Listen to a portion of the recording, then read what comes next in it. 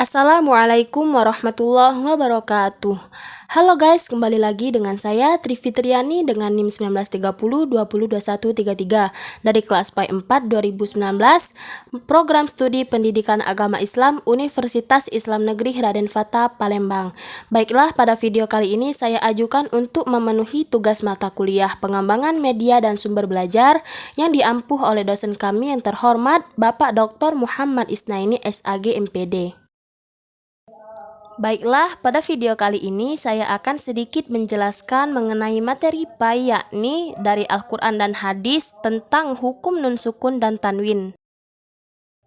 Sebelum saya menjelaskan mengenai hukum nun sukun dan tanwin, saya akan memperkenalkan sedikit nadom mengenai hukum nun sukun dan tanwin.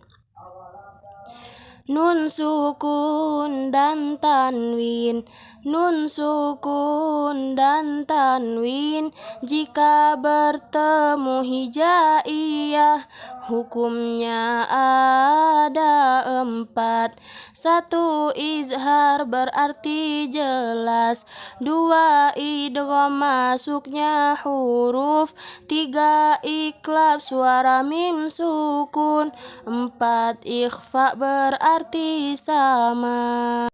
Setelah mendengar nadom yang tadi, maka kita sudah mengetahui bahwa hukum nun sukun dan tanwin itu ada 4. Yang pertama yaitu izhar memiliki 6 huruf, yakni hamzah, ha, kho, ain, rin, dan ha.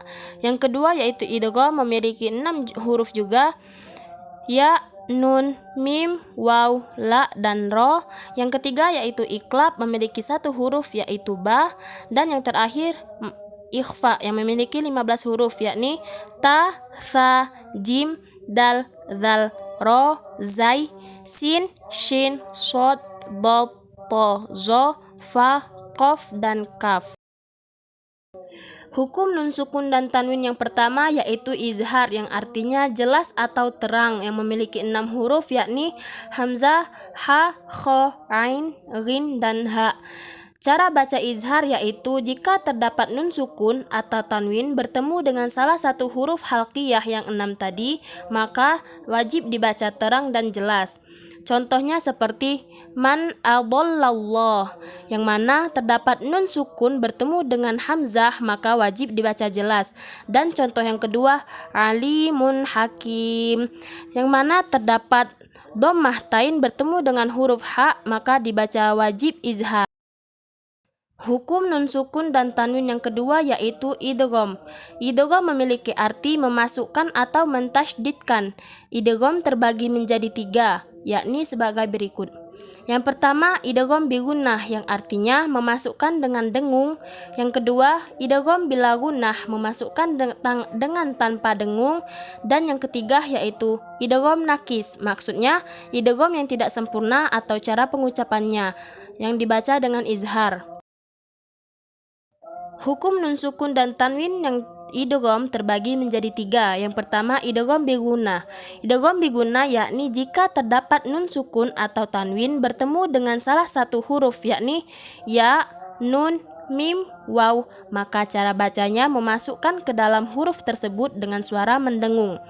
Yang kedua yaitu idgham bila gunnah. Jika terdapat nun sukun atau tanwin bertemu dengan salah satu huruf yaitu lam dan ro, maka cara bacanya dimasukkan dengan huruf tersebut tanpa dengung.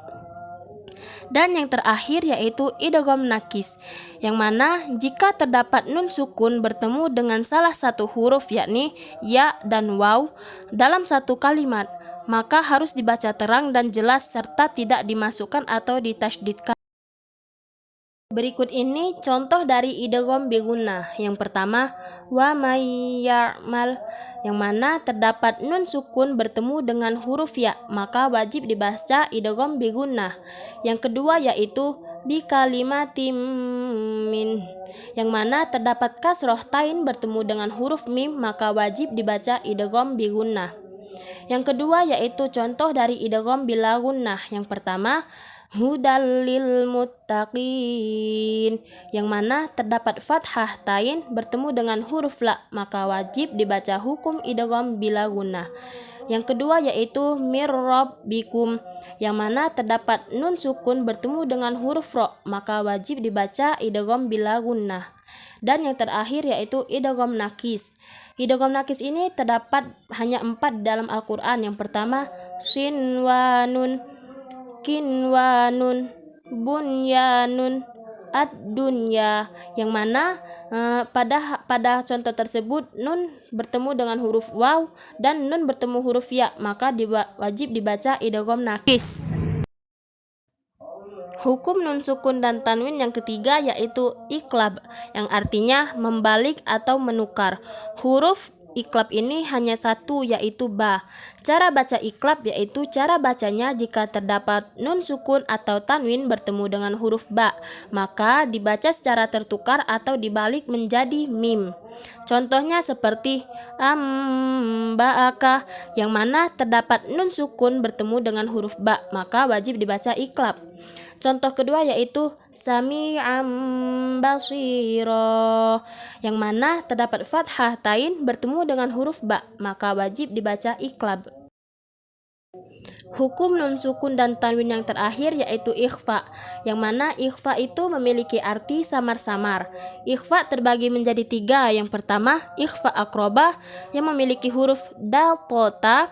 Ikhfa ausat, yaitu hurufnya fa, jim, zal, ro, zai, sin, shin, sol, dod, zo, fa.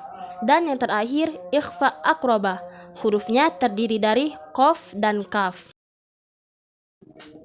Hukum nun sukun dan tanwin ikhfa ini kan terbagi menjadi 3. Yang pertama ikhfa akroba. Ikhfa akroba merupakan ikhfa yang cara pengucapannya ketika mengeluarkan nun sukun atau tanwin, maka ujung lidah hampir menyentuh pangkal gigi. Yang kedua ikhfa ausat, yang mana ikhfa yang cara pengucapan nun sukun atau tanwin, maka posisi lidah atau bibir untuk bersiap-siap menempati makhraj yang ditempati setelahnya. Dan yang terakhir yaitu ikhfa adna. Ikhfa adna yang cara pengucapan nun sukun atau tanwinnya maka ditambah dengan eng. Berikut ini contoh dari ketiga ikhfa tersebut.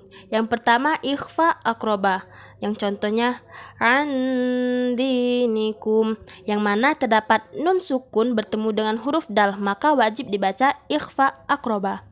Yang kedua yaitu jannatin tajri min tahtihal anhar, yang mana terdapat kasroh tain bertemu dengan huruf ta, maka wajib dibaca ikhfa akroba. Contoh yang kedua yaitu ikhfa ausat. Yang pertama yang zurun, yang mana terdapat hukum nun sukun bertemu huruf zor, maka wajib dibaca ikhfa ausat. Contoh kedua yaitu ayyamin thumma, yang mana terdapat kasroh tain bertemu dengan huruf fa, maka wajib dibaca ikhfa ausat. Dan yang terakhir yaitu ikhfa adna. Yang contoh pertama min qablikum, yang mana terdapat nun sukun bertemu dengan huruf ko, maka wajib dibaca ikhfa adna. Dan yang terakhir yaitu mangkana, yang mana terdapat nun sukun bertemu dengan huruf kaf, maka wajib dibaca ikhfa adna. Dari penjelasan di atas, apakah kalian semua paham? Paham, Bu. Baiklah, saya anggap kalian semua mengerti dengan apa yang saya jelaskan. Terdapat hadis, man qara'a harfan min kitabillahi falahu bihi hasanah wal hasanatu bi asyri amsalihha. La aqulu alif lam mim harfun walakin alifun harfun walamun harfun wa mimun harfun. Yang artinya, barang siapa membaca satu huruf dari kitab Allah, maka baginya satu kebaikan. Dan satu kebaikan itu senilai dengan 10 kebaikan. Aku tidak mengatakan alif lam mim itu satu huruf, melainkan alif satu huruf, lam satu huruf, dan mim satu huruf. Hadis riwayat At-Tirmizi. Sekiranya itu saja yang dapat saya sampaikan, kurang dan lebih saya mohon maaf. Kepada Allah saya mohon ampun. Akhirul kalam, unzur ma qala wala tanzur man qala. Wassalamualaikum warahmatullahi wabarakatuh.